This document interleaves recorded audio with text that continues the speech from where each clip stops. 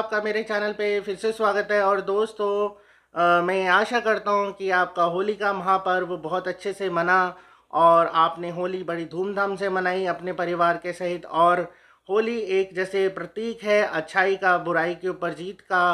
तो अच्छाई हमेशा ही जीतती रहेगी और बुराई हारती रहेगी। इसी विश्वास के साथ हम आगे बढ़ते हैं, प्यार को आगे बढ़ाते हुए, संवाद को आगे बढ़ाते हुए अपनी चर्चा को स्टार्ट करते हैं।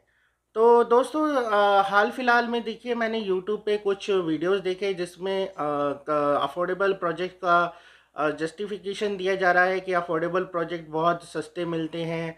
आपको जहाँ मिले, जौन सा मिले, कौन सा फ्लोर मिले, कहीं मिले, आपको ले लेना चाहिए। तो इस तरह की वीडियो देखे जिससे देखने के बाद मेरे मन में विचार आया, और जो मन में विचार आया बस वही प्रकट कर रहा हूँ इस वीडियो के माध्यम से। और आशा करता हूँ कि आपको चीज़ें अच्छी लगेंगी। जैसे आप लोग मेरा और वीडियोस लाइक करते हैं, ऐसे ही आप मेरे इस वीडियो को भी पसंद करेंगे। तो देखिए दोस्तों, पहले तो उन वीडियो में एक चर्चा की गई कि भाई अगर अफोर्डेबल हाउसिंग का जो ये प्रोजेक्ट है उसके अगर आसपास में शमशान घाट है तो आपको वहाँ पे बढ़ना चाहिए, नहीं बढ़ना चाहिए, वगैरह वगैरह की चर्चा इस तरह से देखी गई मेरे द्वारा, जो मैंने यूट्यूब पे देखी। तो देखिए, मेरा जो तथ्य है, मेरा जो अनुमान है और जो मेरी कैलकुलेशन है, या फिर जो हम चाहे लोग अपने आप को बड़ा बड़ा कहते हैं ना, वो वास्तुशास्त्र का ज्ञानी कहें, बट वास्तुशास्त्र ही इस चीज़ को सीधे से सिरे से कहते हैं, नाकार देता है कि आपका घर एक शमशान घाट या इस तरह की चीज़ों के आसपास बने।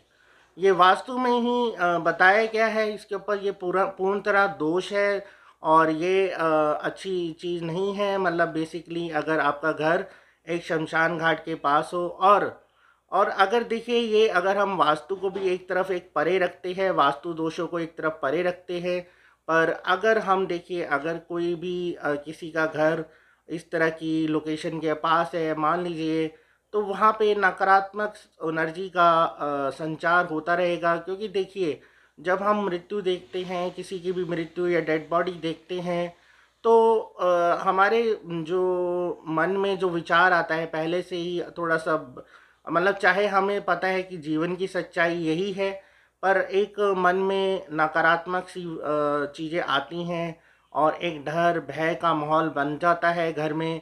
और ख़ासकर जिसमें छोटे बच्चे हों तो उनके ऊपर तो इसका बहुत ही मैं कहूँगा कि बुरा प्रभाव पड़ेगा अगर ऐसी लोकेशन पे आपका मकान है।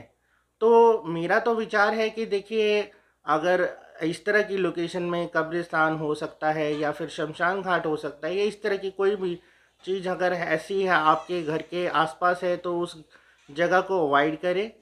और उस जगह पे आपको जल्दबाजी करके मकान लेने की कोई ज़रूरत नहीं है, क्योंकि नकारात्मक ऊर्जा का संचार होता रहता है ऐसी जगह पर। तो इसीलिए इन इन जगहों से थोड़ा सा बचें। और बाकी रह गई, जैसे एक और भी होता है, कईयों के क्वेश्चन होते हैं कि भाई सर हॉस्पिटल है, हॉस्पिटल के पास में ले लेना चाहिए, भाई हम लोग बीमार रहते हैं, आसपास में हॉस्पिटल हो तो हॉस्पिटल जाना आसान रहता है। तो देखिए, वो भी है, बट वहाँ पे भी सेम ही है। सो अच्छी अच्छी चीज़ें भी हैं हॉस्पिटल में, बुरी चीज़ें भी हैं। तो मृत्यु भी होती है, जन्म भी होता है, तो दोनों तरह के कार्य होते हैं हॉस्पिटल में। तो वो आपको देखना है। अगर हॉस्पिटल पास हो तो उसके बेनिफिट भी हैं, लॉस भी हैं, बट ये है कि हाँ, थोड़ी सी दूरी हो, एकदम दीवार सटी ना हो, तो वो एक आप देखें तो वो बेहतरीन रहेगा कि मतलब जैसे दीवार से दीवार टच ना हो, हाँ आसपास में हो हॉस्पिटल, तो वो चलता है, मतलब एकदम वॉल टू वॉल टच ना हो। और बाकी अभी तीसरी बात की जा रही है कि भी हाई इलेक्ट्रिसिटी वोल्ट जहाँ से पास हो रहा हो, या हाई टेंशन वायर हो, तो वहाँ पे हमें घर लेना चाहिए, या मतलब अफोर्डेबल फ्लैट लेना चाहिए या नहीं लेना चाहिए। तो देखिए, मैं सीधा सा इसका आंसर देता हूँ, नहीं लेना चाहिए। उसका कारण है, उसका साइंटिफिक प्रूफ है, आप जाके गूगल सर्च कर लीजिए। इस जहाँ पे हाई टेंशन वायर है वहाँ पे रेडिएशन बहुत ज़्यादा रहता है उस एरिया में। और वो रेडिएशन के कारण आपको हो सकता है छोटी छोटी प्रॉब्लम स्टार्ट हो जाए, माइग्रेन स्टार्ट हो जाए, फिर स्किन डिजीज स्टार्ट हो जाए, और जो कि बढ़कर इन फ्यूचर कैंसर तक भी जा सकती हैं। तो जब इस तरह की चीज़ें हैं, इस तरह की हमें मतलब वो साइंस बता रहा है, मतलब मैं नहीं लिख रहा, ये आप जाके गूगल करेंगे कि हाई टेंशन वायर के यहाँ पे आसपास में घर बनाने से या इस तरह की आसपास रहने में हाई टेंशन वायर के, तो वहाँ पे क्या हमें परेशानियाँ झेलने को पड़ती हैं या मिलती हैं। तो वो आप देखेंगे तो आपको क्लियर हो जाएगा, क्योंकि ये साइंटिफिकली प्रूवन है कि रेडिएशन से, जो हाई टेंशन वायर है वहाँ से जो रेडिएशन निकलता है उससे काफ़ी ही इश्यूज होते हैं बॉडीज़ में, और जिसका मतलब कहेंगे कि एकदम ना भी आपको शायद पता चले, बट थोड़ा सा समय बीतने के बाद वो चीज़ें मतलब आपके शरीर में इस तरह से आपको दुख दे सकती हैं। तो जब हमें पता ही है कि हमें ये चीज़ें हैं, वहाँ पे वो चीज़ें हो सकती हैं, तो क्यों हमें पढ़ना है, हमने पैसा देना है। और अफोर्डेबल मैं आपको बता दूं, देखिए अफोर्डेबल हर बारी ये बोला जाता है कि अफोर्डेबल बहुत सस्ते हैं, बहुत ये हैं। ठीक है, माना सस्ते हैं, मान लिए कॉम्पिटिटिव प्राइस है, बहुत अच्छा है मार्केट में, अफोर्डेबल से अच्छा कोई, मैं भी जैसे बोलता हूँ कि भाई अफोर्डेबल से अच्छा तो कोई प्रोडक्ट अभी तक है नहीं।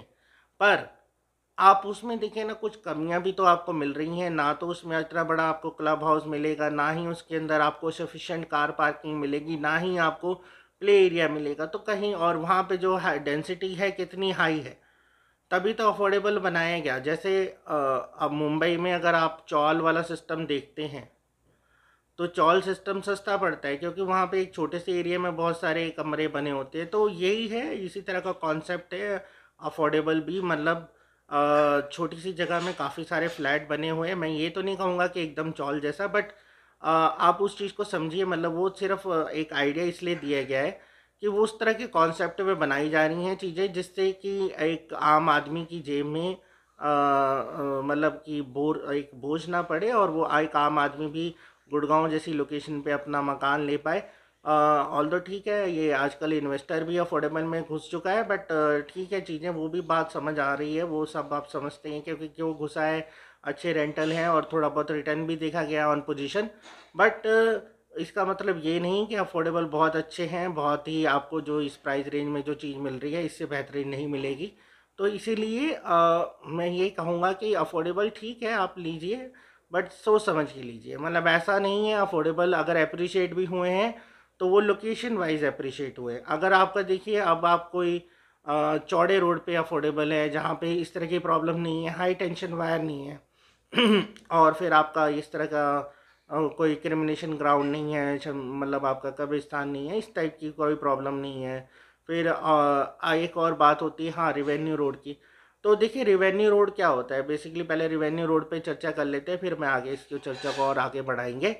तो देखिए रिवेन्यू रोड क्या होता है। रिवेन्यू रोड बेसिकली एक गांव का रास्ता होता है, जिसके आपको पहले भी पता होगा कि ये जितनी भी ज़मीनें जहाँ पे अब आज फ्लैट बन रहे हैं, किसी टाइम में ये गांव की ज़मीनें थी, खेत थे या जो भी था, उसके बीच में से एक रास्ता दिया गया था भी, सर्व सहमति से। जो भी ग्राम पंचायत थी, उन्होंने एक रास्ता डिसाइड किया था, और वो उसको बोलते थे रिवेन्यू रोड। तो आप बोल रहे हैं कि मतलब ग्रामीण रास्ता कह सकते हैं उसको। तो वो एक रास्ता था जो कि गांव के पहुंचने तक था। अब क्योंकि पहले रोडें नहीं थी, सब कुछ इस तरह का कुछ नहीं था साधन, तो वो गांव वाले एक रास्ता बना लेते थे, और वो सर्व सहमति से बनता था, ग्राम पंचायत की सर्व सहमति से बनता था। तो वो रास्ते से बेसिकली गांव वाले यूज़ करते थे, और वो रास्ते जो है ऑन रिकॉर्ड्स कायम है। तभी वो रिवेन्यू रास्ता, अगर आप बात करें तो आप देखेंगे कि बहुत सारे प्रोजेक्ट में रेवेन्यू रास्ते की बात आती है कि भाई इसमें ये रेवेन्यू रास्ता है, या इसमें ये रेवेन्यू रास्ता लगता है, ये फलाना लगता है।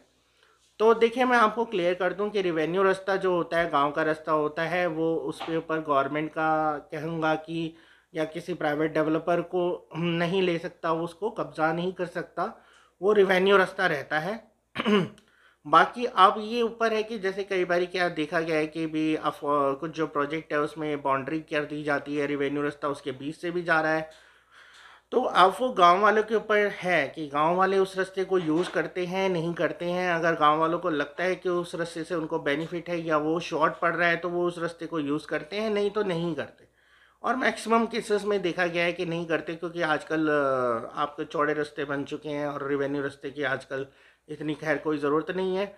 बट फिर भी आप देखिए, अगर गांव वाले यूज़ करना चाहें तो कोई भी आपका बिल्डर हो या कोई भी हो, वो आप रोक नहीं लगा सकता। वो एक जो लॉ कहता है वो रिवेन्यू रास्ता ही रहेगा, और वो गांव वालों का ही रास्ता होता है।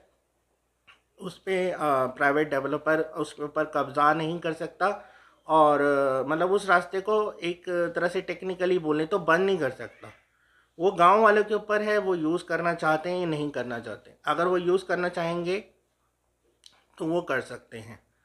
बट वही होता है कि बाउंड्री वॉल की कर दी जाती है तो रिवेन्यू रास्ता एक जगह जाके बंद हो जाता है, तो टेक्निकली मोस्टली लोग नहीं यूज़ करते उस रास्ते को। बट हाँ, अगर गांव वाले जिद पे आ जाएं कि नहीं, हमें ये रास्ता खोल के दो और हमें ये रास्ते से बेनिफिट है, तो आप उसे बंद भी नहीं कर सकते। तो यही होता है रेवेन्यू रास्ते की। जो अगर रेवेन्यू रास्ता है तो देखिए, अगर आपके प्रोजेक्ट के अंदर से जा रहा है रेवेन्यू रास्ता तो हो तब उसे अवॉइड करें। अगर हाँ, रेवेन्यू रास्ता आपके प्रोजेक्ट के आसपास से जा रहा है तो उससे एज सच कोई प्रॉब्लम नहीं है। बट अगर प्रोजेक्ट के अंदर से जा रहा है तो उसको ज़रूर अवॉइड कर दें, क्योंकि कल को हो सकता है कि वो आपका सेफ्टी सिक्योरिटी को लेके उससे आपको इन फ्यूचर कंसर्न हो जाए। तो ये चीज़ें होती हैं। बाकी एक टॉप फ्लोर की भी बात की जा रही थी कि भाई टॉप फ्लोर भी अगर आ जाए अफोर्डेबल में तो आपको रख लेना चाहिए। तो देखिए, टॉप फ्लोर के ऊपर अगर हम बात करें तो अफोर्डेबल में देखिए, आप ट्राई करते हैं लक, और आपका लक से अगर आ जाती हैं चीज़ें तो टॉप फ्लोर जो है वो आप रख सकते हैं। पर ये मान के चलिए, मतलब इसमें मैं आपको क्लियरेंस दे दूं कि अगर टॉप फ्लोर आया है तो आपका 4 से 5 लाख रुपए सस्ता जाएगा वो। मतलब जो टॉप फ्लोर है वो आपका करीबन करीबन 4 से 5 लाख रुपए सस्ता जाएगा, अगर नीचे के फ्लोर्स आए हैं तो। अब वो आपको देखना है कि आप को मतलब इतना अगर आप लॉस झेल सकते हैं या ये चीज़ें झेल सकते हैं तो आप टॉप फ्लोर रख सकते हैं। और ऊपर से कुछ और बता दूं, जैसे टॉप फ्लोर होता है तो छत भी गर्म हो जाती है, फिर ऊपर टैंक्स होते हैं, और टैंक का भी कई बार लीकेज देखी गई है कि टैंक में भी लीकेज हो जाती है।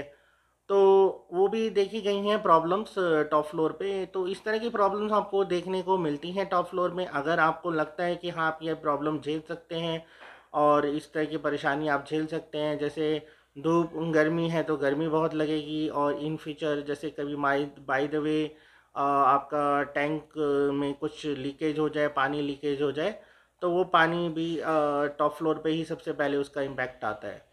तो इस तरह की प्रॉब्लम्स हैं। अगर आप उस चीज़ों को झेल सकते हैं और थोड़ा सा लॉस भी खा सकते हैं प्रॉपर्टी में, तो आप टॉप फ्लोर भी रख सकते हैं। और बाकी एक और बात होती है कि भी गंदे नाले के पास अगर मकान लेना है तो वहाँ पे लेना चाहिए, अफोर्डेबल निकलता है। जैसे सिग्नेचर का एक बहुत पुराना प्रोजेक्ट आया था, सिग्नेचर का, जो कि सेक्टर 107 पे सुलेरा के नाम से आया था, जहाँ पे एक M3M का भी प्रोजेक्ट है। तो ये दोनों प्रोजेक्ट बिल्कुल नाले के साथ में ही हैं, तो ऐसी लोकेशन पे प्रोजेक्ट को लेना चाहिए नहीं लेना चाहिए, तो इसके ऊपर भी चर्चा देखी गई। तो देखिए, मैं इस पे भी क्लियर वर्डिक्ट कह दूं कि हाँ, नहीं लेना चाहिए नाले के ऊपर। अगर नाले के पास में आपकी प्रॉपर्टी है, कोई भी अफोर्डेबल नाले के साथ में बन रहा है, और मैं कहूँगा कि अगर वो बिल्कुल टच में है, और अगर नाला, खासकर नाला एक आजकल क्या होता है कि दो तरह के एक कैनाल टाइप का नाला बना देते हैं जिसमें पूरा सीमेंटेड होता है आसपास का एरिया, उसमें से बीच में से नाला बह रहा है या पानी बह रहा है। तो वो तो फिर भी एक तरह से थोड़ा सा सेफ है, क्योंकि वो चारों आपका जो पानी का जो कहूँगा रिसाव है वो आसपास के एरिया में नहीं हो रहा, क्योंकि वो आपका कंक्रीट या जो सीमेंटेड है तो उसके अंदर से पानी निकलता है तो उसमें रिसाव नहीं हो पाता इतना। बट अगर कहीं वो पुराना ही है नाला और पुराने तर्ज पे है और मिट्टी है बस चारों तरफ उसके, और वो अगर वहाँ ऐसा नाला जैसे नजफगढ़ नाला की बात करें तो जो नजफगढ़ वाला ड्रेन है, तो अगर उसके आसपास अगर आप लेते हैं प्रॉपर्टी तो वो आपके लिए नुकसानदायक होगी। क्योंकि वहाँ पे एक देखा जाएगा कि एक तो पानी का भराव उस एरिया में ज़्यादा रहेगा, जो कि देखा ही गया है, द्वारका एक्सप्रेसवे के कई सेक्टरों में देखा जा रहा है कि पानी का भराव ज़्यादा है। और हाई वेटलैंड एरिया होने के कारण कई बिल्डिंगों को मतलब अच्छी खासी क्षति ग्रस्त हुई हैं कई बिल्डिंगें, और उनका मुआयना चल रहा है। आप देखते हैं कि किन किन बिल्डिंगों को उसमें डिफ़ॉल्ट मतलब एक तरह से लिस्ट में डाला जाता है कि जो कि एक रहने लायक नहीं है। तो क्योंकि मैक्सिमम जो बिल्डिंगें थी वो द्वारका एक्सप्रेसवे की आई थी, क्योंकि जो चिंतल का इंसिडेंट हुआ था हाल फिलहाल में, तो उसकी वजह से द्वारका एक्सप्रेसवे के बहुत सारे प्रोजेक्ट ओनर्स ने जो भी थे वहाँ पे, उन्होंने बहुत सारे अपने अपनी प्रॉब्लम्स को हाईलाइट किया। और वो उस टाइम में कहते हैं ना कि एक वो हमारे यहाँ पे कहावत है कि जब लोहा गर्म हो तो, सॉरी हाँ, लोहा गर्म हो तो थोड़ा उसी टाइम में मार देना चाहिए, तो वही था। उस टाइम में ये सब चल रहा था, माहौल चल रहा था, तो लोगों ने अपने अपने मुद्दे उछाले। तो उसी के कारणवश अब देखा गया है कि यहाँ पे बिल्डिंग्स में ऑडिट स्टार्ट हो रहे हैं, स्ट्रक्चरल ऑडिट स्टार्ट हो रहे हैं, बिल्डिंग बाय लॉज चेंज हो गए हैं गुड़गांव के, इवन दो हरियाणा के। तो ये सब चीज़ें हैं जो चल रही हैं। बाकी अब आगे देखते हैं कि इनका क्या निष्कर्ष निकलता है, वो तो समय ही बताएगा। बट गंदे नाले के पास, हाँ जी, गंदे नाले के पास आप अवॉइड करें तो वो बेहतरीन रहेगा। क्यों? अब आपको एक सिंपल सा एक आपको एग्जांपल दिखा देता हूँ। कभी भी आपने एसी की सर्विस कराई ही होगी, अगर गंदा नाला आपके आसपास है तो एक साल के अंदर आप देखेंगे कि एसी की कॉपर वेंट्स जो होती हैं या फिर जालियाँ, वो भी जो होती है वो ख़राब हो जाती हैं और बार बार एक नुकसान होता है आपको। तो जो अब आप ये सोचिए कि मतलब अगर एसी की जो गैसेस हैं, वो जो सॉरी नाले की जो गैसेस हैं, वो कॉपर तक की इस तरह की चीज़ों को नहीं छोड़ रही, मतलब इस तरह का मेटल को नहीं छोड़ रही, तो वो आपकी बॉडी के लिए कितना हार्मफुल होगी, तो ये आप सोच सकते हैं। तो इसीलिए अगर हो सके तो अवॉइड करें, जितना दूर हो सके एक नाले से तो प्रॉपर्टी उतना दूर ले लें, तो वो बेहतरीन रहेगा। अगर आपके पास ऑप्शन है, और ख़ासकर अगर अफोर्डेबल की बात करें तो अफोर्डेबल में चिंता करने की कोई ज़रूरत नहीं है। आपने मेरा लास्ट वीडियो देखा होगा शायद, मैंने या नहीं देखा है तो आप जाके देख सकते हैं, मैं लिंक दे दिया है, आई बटन पे लिंक है, और तो वो से देख सकते हैं। बहुत से अफोर्डेबल अभी लाइन में हैं, तो आपके पास काफ़ी सारी चॉइस है, तो इसलिए जल्दबाजी करने की कोई ज़रूरत नहीं है। इवन दो मैं तो कहूँगा कि लग्जरी प्रोजेक्ट तो और ज़्यादा आपको कंसिडर करना चाहिए उसमें, क्योंकि अगर आप एक बारी, क्योंकि अफोर्डेबल में भी अगर कोई इन्वेस्टर है, चलो एक अफोर्डेबल ले ले एक जगह, शायद उसको हल्की जगह पे ले लिया उसने, तो दूसरी जगह भी वो ले सकता है, अच्छी जगह ले सकता है। परंतु अगर आपने लग्जरी प्रोजेक्ट ले लिया जिस पे आपने अच्छा खासा 2 ढाई 3 करोड़ रुपए खर्च दिया, तो वो दूसरी जगह पे आप इतनी जल्दी ले नहीं पाओगे। और अगर लग्जरी प्रोजेक्ट में इस तरह की कमियां हैं, वो इस तरह की कमियों वाली जगह पे है, तो वो आपका इजी रीसेल भी नहीं होगा, ये तो 100% गारंटी है। तो इसीलिए इन चीज़ों से बच के रहिए। जैसे जैसे मैंने आपको पॉइंट बताए, जैसे शमशान घाट हो गया, इसके आसपास प्रॉपर्टी ना लें। और दूसरा आपको मैंने बताया, हाई टेंशन वायर हो तो उसके आसपास भी प्रॉपर्टी ना लें। गंदा नाला हो तो उसके आसपास भी प्रॉपर्टी ना लें। और आपका, और मैंने बताया जैसे टॉप फ्लोर हो तो उसको भी हो सके तो अवॉइड करें।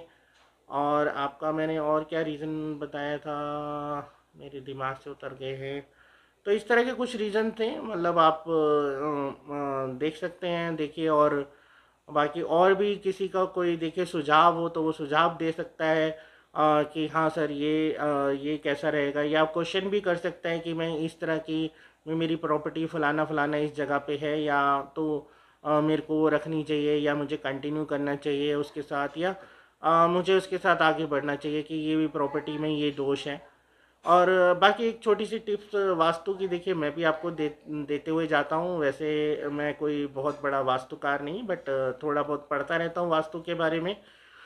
तो वास्तु के बारे में एक कहा, क्योंकि ये मैंने सोचा कि काफ़ी इम्पोर्टेंट है और छोटी सी टिप है, तो मतलब आप लोगों को साथ शेयर ज़रूर करनी चाहिए। जैसे कि आप लोगों को देखा जाता है कि कभी भी हम लोग कहते हैं कि भी डायरेक्शन, जब हम फ्लैट से बाहर निकलते हैं, हम मेन डोर को काउंट करते हैं, अपने घर से बाहर निकलते हैं कि भी वो किस दिशा की तरफ है, तो उस दिशा को देखते हैं। अगर हम निकल रहे हैं बाय द वे साउथ की तरफ, तो हम अवॉइड करते हैं कि भाई साउथ की तरफ, अगर मेरे घर का मेन दरवाज़ा साउथ की तरफ निकल रहा है तो हम उसे अवॉइड करते हैं। बट ये आपको मैं बता दूँ, ये वाला जो वास्तु है वो फ्लैटों पे नहीं होता, फ्लैटों के ऊपर नहीं एप्लीकेबल होता, उससे उल्ट होता है। वो कैसे, आपको उसका मैं बताता हूँ कि देखिए, जब पहले वास्तु जब बना था, आज से सालों साल पहले, एग्जैक्टली तो मुझे पता नहीं कि कब, कितने साल पहले बना था वास्तुशास्त्र। तो जब बना था तो सिंगल स्टोरी मकान होते थे, एक जिसमें ऊर्जा का सोर्स होता था दरवाज़ा। तो दरवाज़ा ही ऊर्जा का सोर्स होता था, जिससे ऊर्जा बाहर आती थी, बाहर से अंदर आती थी, बाहर मतलब अंदर से बाहर जाती थी। मेन एक सोर्स होता था। उस टाइम खिड़कियों का भी चलन नहीं होता था इतना, तो दरवाजे को ही मेन कंसिडर किया गया था। बट अब देखिए फ्लैट है, जहाँ पे फ्लैटों में आपने देखा होगा एक का दरवाज़ा दूसरे के दरवाजे के सामने खुलता है भाई एक का। तो वहाँ पे आप ऊर्जा का सोर्स कैसे कह सकते हैं भाई ऊर्जा कहाँ से आ रही है? तो ऊर्जा का सोर्स वहाँ पे बालकोनी माना जाता है, क्योंकि बालकोनी में आपके सीधा ऊर्जा आती है। मतलब बेसिकली जो मैं कहूँगा कि अगर आप धूप की बात करें, धूल की बात करें, एयर की बात करें, तो जितनी बालकोनी से आती है उतना फ्लैट में कहीं से नहीं आती। तो वहाँ पे आपको बालकोनी का देखना है, बालकोनी किस तरफ फेसिंग है, तो उस तरफ से आपको फ्लैट को जज करना है कि हाँ वो क्या फेसिंग बनता है। मतलब अगर आप दरवाजे से फ्लैट को काउंट कर रहे हैं तो वो गलत हो जाएगा, क्योंकि वास्तुशास्त्र जब बना था तो मैंने जैसे पहले ही बताया कि हाँ उसमें सिंगल स्टोरी मकान होते थे और दरवाज़ा ही मेन सोर्स होता था एनर्जी का, जिससे एनर्जी बाहर जाती थी या अंदर आती थी। तो बट अब जो है फ्लैटों में उल्टा है, फ्लैटों में दरवाज़ों के आगे तो जगह होती नहीं है, वो कॉरिडोर होता है, एक का दरवाज़ा खुल रहा होता है दूसरे का खुल रहा होता है। तो वहाँ से सोर्स ऑफ एनर्जी इतना नहीं आता, मेनली सोर्स ऑफ एनर्जी आता है बालकोनी से। तो आपको बालकोनी की दिशा देखनी है। अगर आपको जैसे साउथ आप अवॉइड करना चाहते हैं तो बालकनी साउथ की तरफ है तो आप अवॉइड कर सकते हैं। तो इस तरह की जो भी प्रॉब्लम्स, जैसे जो जो लोग मतलब जिस तरह का मानते हैं, जो भी विचार मानते हैं, तो मेनली फ्लैट्स में आप बालकोनी को कंसिडर कीजिए। तो यही था, कुछ विचार थे जो मैंने इस वीडियो के माध्यम से आपके सामने प्रकट किए। और मैं आशा करता हूँ आपको मेरे विचार और जो भी वीडियो में मैंने बताई बातें वो उससे आप एग्री होंगे। और देखिए अगर आप मेरी बातों से या मेरे विचारों से एग्री हैं तो इस वीडियो में आप एग्री करके लास्ट में कमेंट दे सकते हैं, जिससे मुझे पता चलेगा कि हाँ आपने वीडियो यहाँ तक देख लिया है और आप मेरी वीडियो में की गई बातों से बिल्कुल एग्री हैं। तो चलिए दोस्तों, इस वीडियो में इतना ही था और अब आपको जल्द मिलेंगे एक नए वीडियो के साथ, एक नए टॉपिक के साथ। तब तक दोस्तों bye bye and take care.